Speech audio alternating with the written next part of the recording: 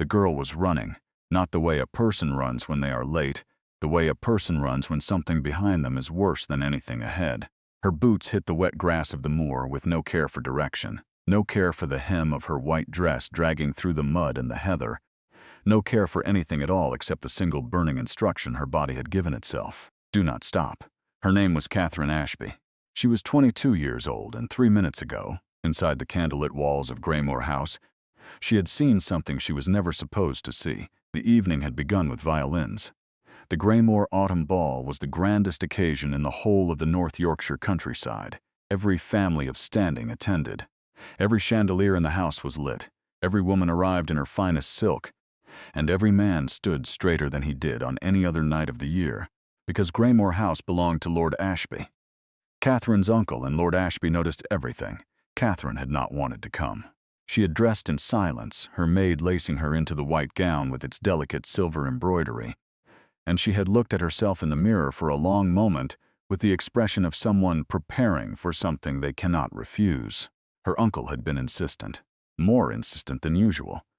His voice at dinner that week had carried a particular quality she had learned, over 3 years of living under his roof, to recognize, not anger, something colder than anger. The tone of a man who has made a decision and is simply waiting for everyone else to catch up. She had no mother, no father, no brother. Lord Ashby was the last of her blood, and in the year of 1822, that meant he was also the whole of her world. She moved through the ballroom that evening with a smile that cost her considerable effort. She danced twice with a young solicitor from Harrogate who stepped on her feet without apology. She accepted a glass of ratafia from a silver tray and stood near the tall windows looking out at the dark moorland beyond the garden, at the low yellow moon sitting above the ridge of hills, and she breathed slowly and told herself the evening would end. She had gone to find her wrap near the study at 10:30. The corridor was empty and dim, lit by a single-wall sconce turned low. She had walked it a dozen times. She knew every portrait on the wall, every scratch on the wainscoting, every place where the floorboards gave a particular creak underfoot. She was almost at the door when she heard her uncle's voice from inside the study, and then another voice she did not recognize. She stopped walking. She should not have stopped. She understood that later, with perfect and useless clarity. A sensible woman would have turned and gone back to the ballroom and spent the rest of her life not knowing. But Catherine Ashby had never quite managed to be entirely sensible, and the edge in her uncle's voice was different from anything she had heard. Before tight, almost frightened, and Lord Ashby was not a man who frightened easily. The study door was not fully closed. She stood in the dim corridor and she listened. The other voice was low and even. It spoke with the particular calm of a man who did not need to raise his voice to be threatening. Catherine caught fragments only, her own name, spoken twice, a sum of money so large it made no immediate sense, the word signed, the word arrangement, and then, clear and cold as the moor wind through a broken window pane, "She will not refuse. You will make certain of it." Then her uncle said something she could not hear, and the other man laughed. It was not a warm sound. It was the sound a thing makes when it has no warmth in it at all. She moved before she decided to move. Her body made the decision first, a step back, then another, then her hand finding the wall for balance as her legs understood before her mind did, that she had just heard something that changed the entire shape of her life. The glass of ratafia was still in her hand. She set it down on the hall table without sound and turned and walked, quickly and without running, back through the long corridor, past the portraits of men she had never met, past the creak in the fourth floorboard, past the ballroom door still spilling violin music and candlelight into the hall. She kept walking, through the servants' passage, through the side door that opened onto the kitchen garden, into the cold October air that hit her face like a hand pressed flat and hard against her cheek, and that was when the walking became running. The moor at night was not kind. It did not offer flat ground or clear paths. It offered darkness and wet grass and the constant low moan of the east wind moving through the heather, and the particular sensation of being very small in a very large and utterly indifferent landscape.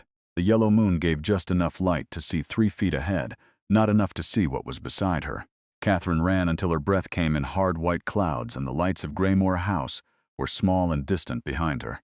Then she stopped, hands on her knees, and tried to think. She had no coat, no money, no horse. The nearest village was 4 miles east across the open moor, and she did not know this ground well enough in daylight, let alone in darkness.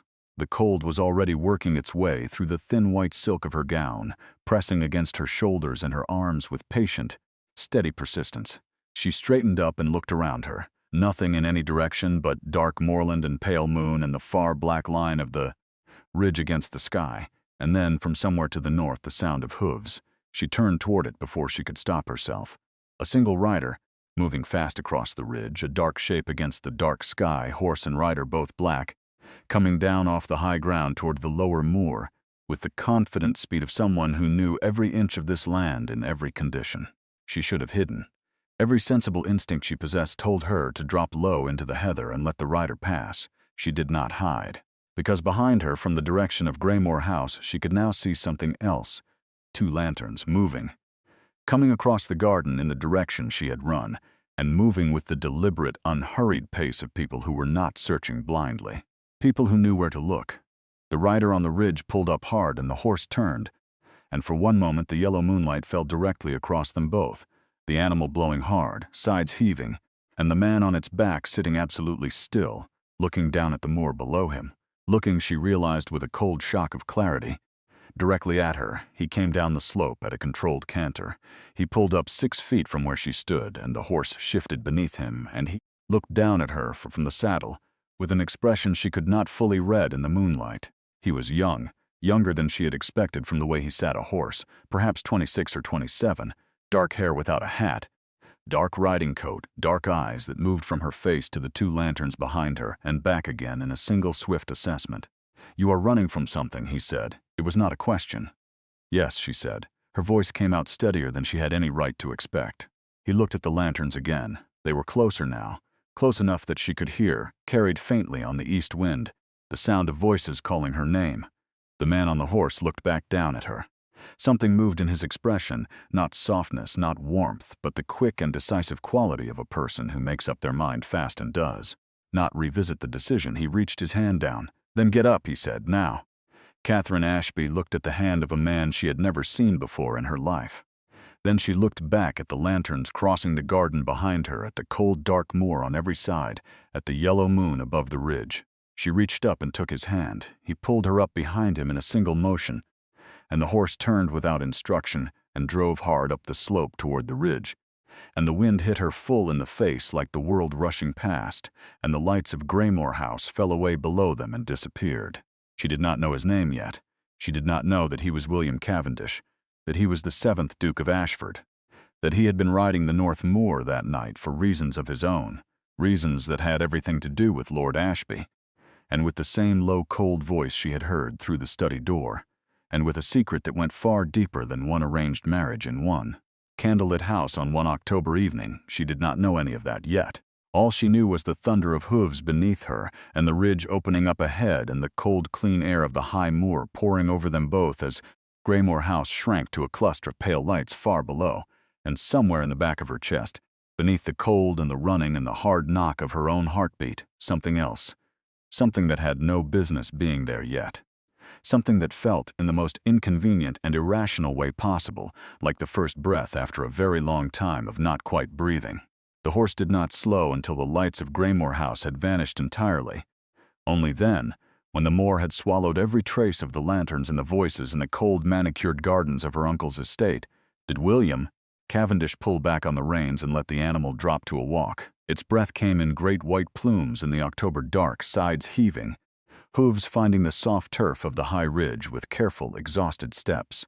Catherine's hands were still gripping the back of his riding coat. She made herself release it, slowly, with as much dignity as a woman could manage when she was sitting sideways behind a stranger on a horse in the middle of the Yorkshire moors at 11 o'clock at night, wearing a ruined ball gown and no coat. "You can breathe now," he said. He was looking straight ahead. "I am breathing," she said. "You were not," he said. "Not properly." She did not answer that, because he was entirely correct. He brought the horse to a full stop on the high ridge, and the landscape opened before them, the moor rolling away. In every direction under the pale moon, vast and silver gray and silent, the wind moving through the heather in long, slow waves like breath across still water. Far to the south, the lights of 2 or 3 farmhouses made small, warm points in the darkness. Everything else was open sky and open ground and the particular wild solitude of high country at night. Under any other circumstance, Catherine thought. It would have been beautiful. He dismounted first. Then he turned and looked up at her with those dark eyes, steady, assessing, carrying the expression of a man who has found an unexpected variable in a calculation he thought he had fully mapped, and held up his hand.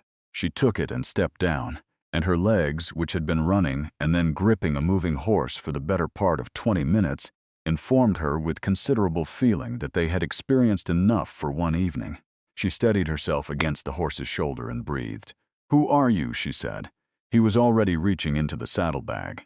He produced a dark wool riding coat, his spare, she assumed, and held it out toward her without ceremony, the way a person hands over something necessary rather than something offered.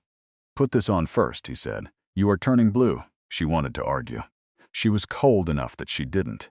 She pulled the coat around her shoulders, and it fell nearly to her knees and smelled of wood smoke and leather, and cold night air, and it was the warmest she had felt since she stepped out of Graymore House. "Now," she said, "who are you?" He looked at her for a moment. The moonlight was honest and unflattering, and it showed her his face properly for the first time, young, as she had thought, sharply constructed, a jaw that suggested it had been set against things more than once, dark eyes under dark brows, with the particular quality of eyes that have learned to take information in quickly and give very little back. He was not what she would have called immediately handsome. He was something more durable than handsome. The kind of face that became more interesting the longer you looked at it. "William Cavendish," he said. "I have a house 4 miles north of here."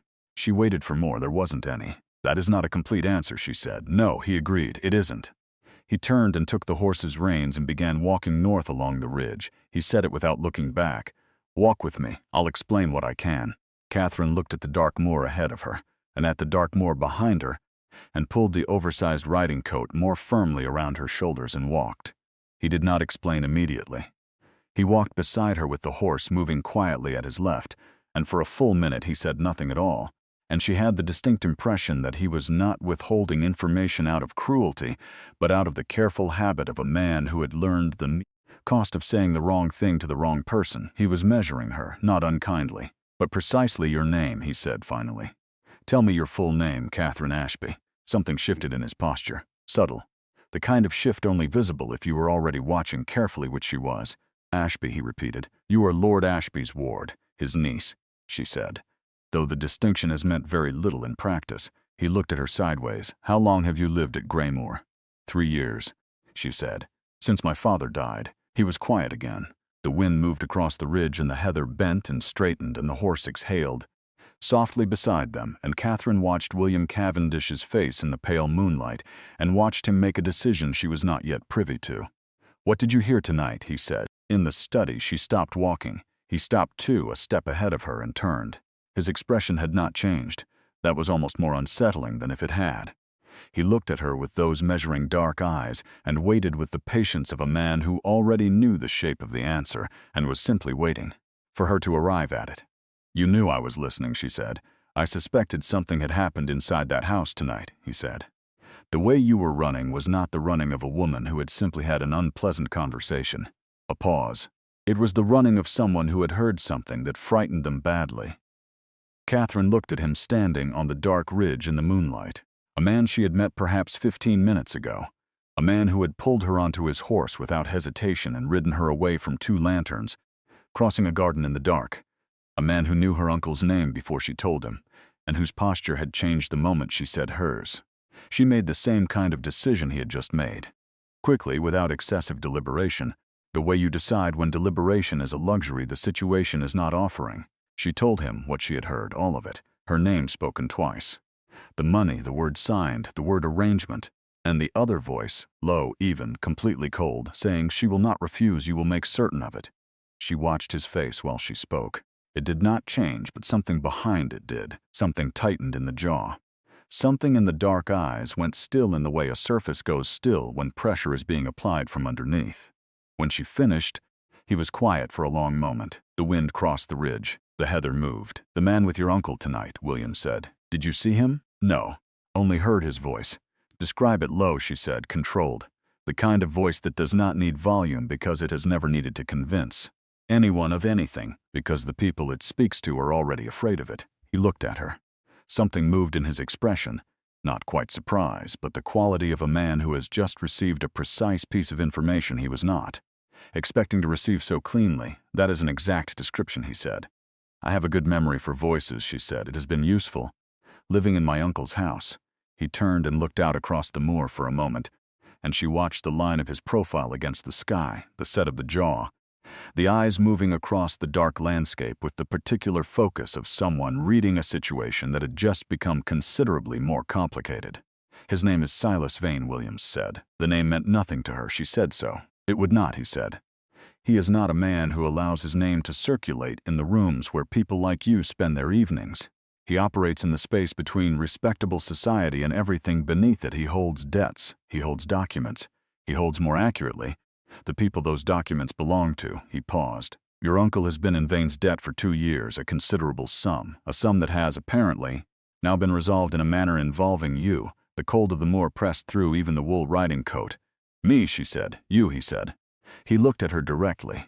Vane has wanted a respectable connection for some time. A wife of good name and clean standing who can move in the circles he cannot enter on his own. Your uncle has sold him that connection, signed it, as you heard. To be formalized at the end of the month. Catherine stood on the high ridge of the Yorkshire moors in a borrowed coat with the east. Wind in her face and the whole of her life rearranging itself into a shape she did not choose and had not been consulted about. She had known, in some cold and unspoken way, since she heard those 2 words, she will not refuse, that it was something like this. But knowing the shape of a thing at a distance and having it spoken plainly in front of you were 2 entirely different experiences. And you, she said. Her voice was steady. She was proud of that even now. What is your connection to Silas Vane? He was quiet for a moment. My younger brother, William said, signed a document for Vane 3 years ago. A forgery. He did not know it was a forgery when he signed it. By the time he understood what he had signed, Vane had already used it. A pause that cost something. My brother died 18 months ago. An accident, they called it. I have spent the time since then making certain it was an accident. The wind moved between them. Was it? Catherine said quietly. No, William said. It was not. They stood on the ridge together in the dark, and the moor stretched out below them in every direction. And somewhere to the south the lights of Graymore House were still burning. Her uncle's house, her uncle's ball, her uncle's arrangement, signed and sealed without a single word to her. And beside her stood a duke she had met in a panic 15 minutes ago, who was hunting the same man her uncle had just sold her to, and who had a grief in him that he carried the way people carry things they have decided to carry until the end. What happens now, she said. He turned from the moor and looked at her, properly, the way he had not quite looked at her before, not assessing, not calculating, something that sat behind the dark eyes and did not move now. He said, You cannot go back to Graymore House, not tonight, not until I understand how much Vane already knows and how quickly he intends to move. He held her gaze. My estate is 4 miles north, Hartwell. My housekeeper will arrange a room. You will be safe there. You are asking me to come to a stranger's house in the middle of the night, Catherine said. Yes, he said, I am. And I should trust you because, he said quietly, the alternative is Silas Vane. And I think you heard enough in that study tonight to understand what that means. Catherine looked at him for a long moment. The moonlight was honest between them and showed everything exactly as it was. A young duke with grief in his jaw and purpose in his eyes, standing on a dark moor, holding his horse's reins with one hand and offering her, with the other, the only choice that was actually a choice. She looked south one last time. The lights of Graymore House burned small and cold and distant. She turned north. 4 miles, she said. Then we had better start walking. Something moved in his face, quiet and brief and entirely unguarded. Not quite a smile, the shape of one. Arriving for the first time, unexpected and unplanned, the way the first light arrives before sunrise, not announced, simply there. He turned north beside her, and the moor received them both, dark and wide and keeping its own counsel, as the lights of Graymore House disappeared behind the ridge and the stars above them burned cold and steady, and absolutely certain of themselves in the October sky. Hartwell appeared out of the darkness like a promise, 4 stories of pale Yorkshire stone rising against the night sky, its windows dark except for 2 on the ground floor where candlelight burned low and steady. It was not a showy house. It was the kind of house that had nothing to prove, solid and old and entirely certain of itself, the way things are when they have stood long enough to stop caring about impressions. A groom appeared from the stables before they reached the door. William handed over the horse without a word and led Catherine up the front steps and inside. The entrance hall was warm. That was the first thing she felt. Real warmth, the deep kind that lives in old stone walls that have held fires for 2 centuries, and it moved through her like something she had not realized she was desperate for until it arrived. The housekeeper, a small, precise woman called Mrs. Holt, appeared from the east corridor with a candle and the expression of a woman who had learned never to be surprised by anything her employer brought home. She looked at Catherine, muddy hem, borrowed coat, color returning slowly to her face, and asked no questions whatsoever. "A room and something hot," William said. "Already moving that way, Mrs. Holt said, and turned back down the corridor. Catherine stood in the entrance hall and looked at William Cavendish properly for the first time in full light. He was exactly as the moonlight had suggested, sharp-featured, dark-eyed, carrying something in the set of his shoulders that was not quite tiredness and not quite grief, but lived in the same neighborhood as both. He was pulling off his riding gloves and looking at her with that same careful, measuring quality. "You should rest," he said. "You should tell me the rest of it," she said. "Before I sleep in a stranger's house, I would like to understand completely what I have walked into."